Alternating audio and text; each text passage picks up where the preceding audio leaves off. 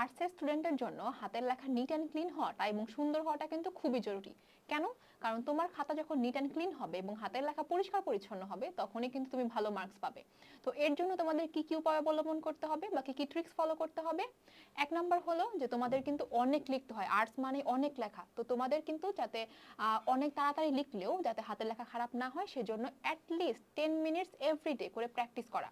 দুই, তোমাদের অনেকে হাত ঘামার প্রবলেম আছে, তো তোমরা কি করবে, যাদের আছে বা যাদের নেই সবাই উভয়ই কি করবে, ভালো গ্রিপওয়ালা কলম ইউজ করবে যাতে ভালো গ্রিপ ধরে লিখতে পারো। থার্ড, কালারিং পেন ইউজ করতে পারো। ফোর্থ, যেটা হলো 2 লাইনের মাঝখানে 1 কলম পরিমাণ গ্যাপ দিয়ে লিখতে পারো। হ্যাঁ, আর হলো পয়েন্ট ইউজ করতে পারো। যদি এই ট্রিক্সগুলো ফলো করো তাহলে তোমাদের কিন্তু হাতের লেখা অনেক ভালো হবে, নিট অ্যান্ড ক্লিন হবে এবং এক্সামেও কিন্তু অনেক ভালো মার্ক পাবে।